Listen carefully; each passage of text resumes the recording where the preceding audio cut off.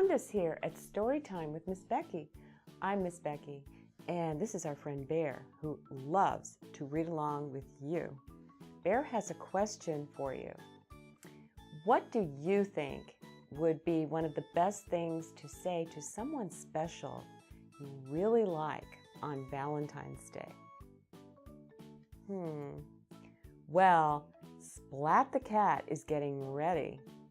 Let's put on the magic reading glasses and see what Splat decides to write in his Valentine to a very special friend. Love, Splat by Scotton. Splat stared into the bathroom mirror. A worried Splat stared back. His heart drummed and his tummy rumbled. He straightened his whiskers, ruffled his fur, and brushed his teeth. Today, he wanted to look just right.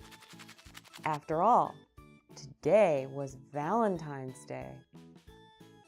Splat had made cards for everyone in his class. And he also made a special card for a certain cat in his class. Kitten.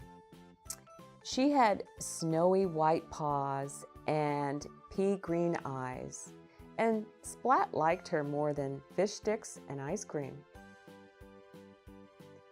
But whenever Kitten saw Splat, she pulled his ears and poked his belly, tied his tail, and called him smelly. Then she'd run away. Why does she do that? Splat sighed. Seymour shook his head. Splat practiced his smile one last time and left the bathroom. His family wished him a very good morning. He ignored his breakfast and gazed at a little red envelope. On the front of the envelope, in Splat's very best writing, was a single name, Kitten. Splat tucked the envelope in his bag and left for school. His tummy rumbled loudly all the way. He was so busy telling his tummy to be quiet that he didn't see Kitten coming around the corner.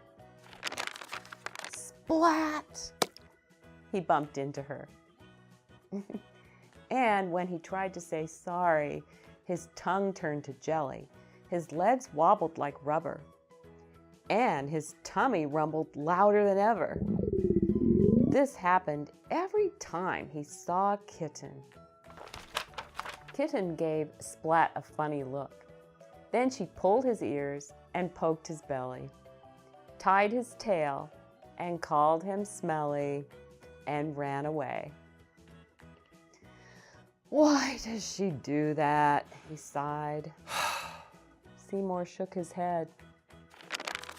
Later in cat school, all the class swapped their Valentines.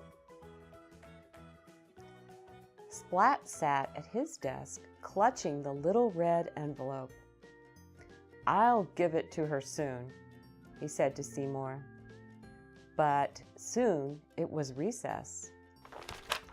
Splat sat quietly on a bench, still clutching the little red envelope. He didn't see the cat sneaking up behind him. "Boo!" cried Spike. Splat jumped and dropped the little red envelope. Spike picked it up and read the name on the front. "I like Kitten too," Spike announced. "And I like her more than you do." "But I like Kitten this much," said Splat. "And I like her this much," said Spike. "Ah," groaned Splat. Splat pulled a piece of chalk from his pocket and drew a heart on the ground. "I like Kitten this much," he said. "And I like Kitten "This much," said Spike, and he drew a heart around the whole playground. "Ah," groaned Splat. "I made Kitten a special Valentine card," Splat said. "You call that a card?" Spike said smugly. "Ah," groaned Splat. "It's not fair." Seymour shook his head.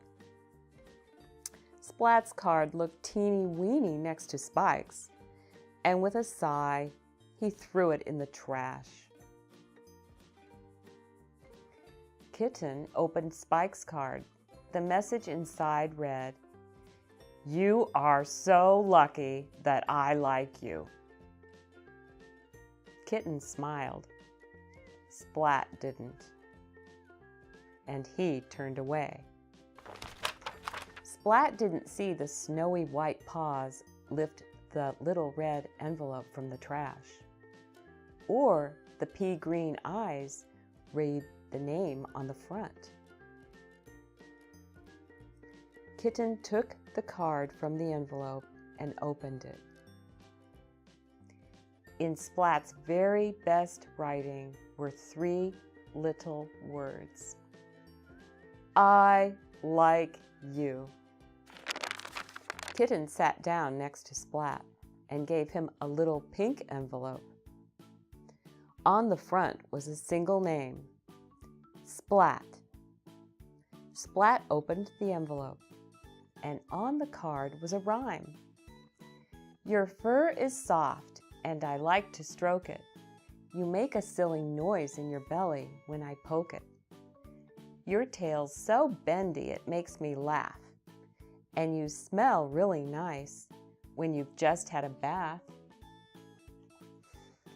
Inside the card, in Kitten's very best writing, were 3 little words. "I like you." Bear is wondering, which Valentine would you like to get? A Valentine that says, "You're lucky I like you," or one that says, "I like you"? Well, Bear hopes you come back soon for more loving adventures. Bye for now. Please subscribe.